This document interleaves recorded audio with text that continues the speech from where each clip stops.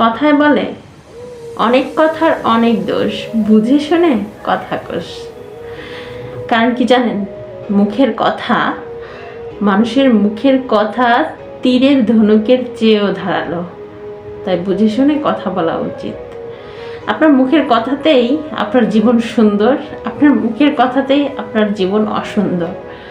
কারো কারো মুখের কথা দেখবেন বিষের চেয়েও বিষাক্ত। শুনলেই আপনার মগজ গরম হয়ে যায়, শুনলেই আপনার ভালো মন নষ্ট হয়ে যায়। এই সকল মানুষদের কথা কানে নেবেন না। এই সকল মানুষদের কথা যত কম নেবেন, এই সকল মানুষদের কথা যত কানে কম নেবেন, ততই আপনি ভালো থাকবেন। কিন্তু দেখুন আমাদের জীবনে এমন সিচুয়েশন আমরা পাই যে যাদের কথা কুরুচিপূর্ণ তারা অনেক সময় আমাদের সঙ্গেই থাকে, আমাদের রিলেটিভদের মধ্যে থাকে, আমাদের কাছে থাকে। তখন আমরা কি করব? তার মতো সে কথা বলবে, আপনার মতো আপনি সেটার উত্তর করবেন না।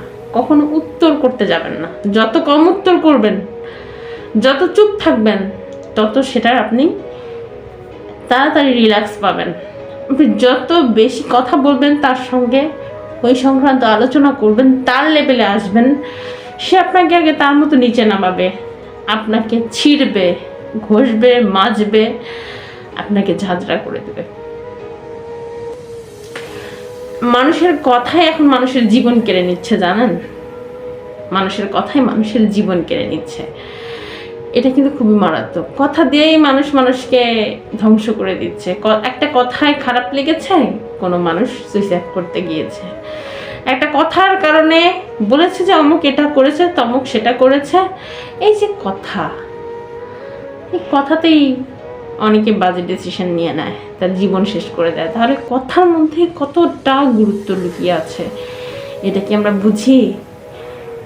আপনার ভালো মন নষ্ট হয়ে যায়, আপনার উত্তেজিত ভালোবাসার একটা মন নষ্ট হয়ে যায়। কেন জানেন? কথা। দেখুন, সব কিছুর মূলে কথা। আপনি মিষ্টি কথা বলে কাউকে পটাতে পারবেন, আপনি দুষ্টু কথা বলে রাগান্বিত হয়ে কাউকে ধ্বংস করে দিতে পারবেন, কারো মন নষ্ট করে দিতে পারবেন। তাহলে কথার মধ্যে কি আছে?